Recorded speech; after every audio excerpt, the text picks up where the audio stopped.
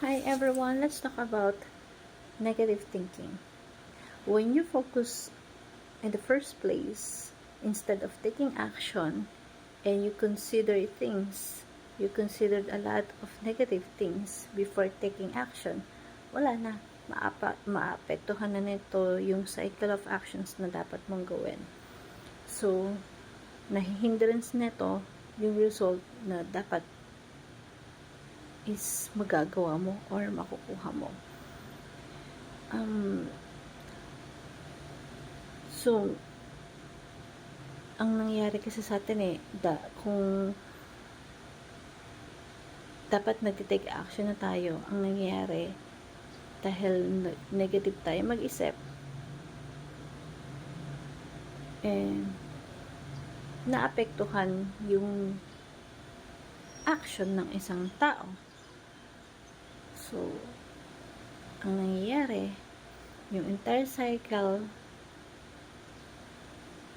hindi mo nagagawa yung dapat mong gawin.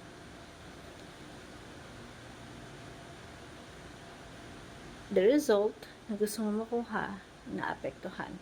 Nagiging negative din siya. So, instead na maging negative thinking tayo, why we should try being positive one. Positive one helps you to drive you more on the cycle of actions to get things done at to get the result that you want. So,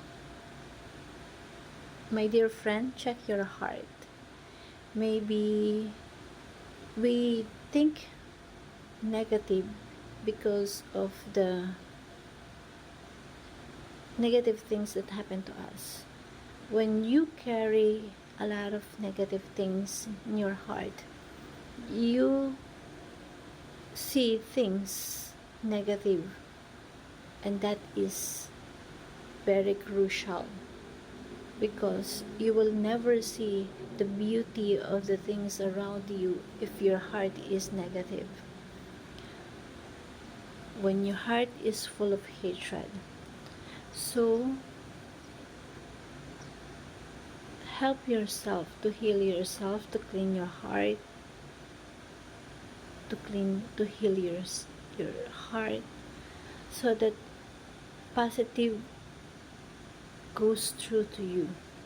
When you are positive person, when you are positive thinking, you will get things done. And the cycle of action smooth and end well. So,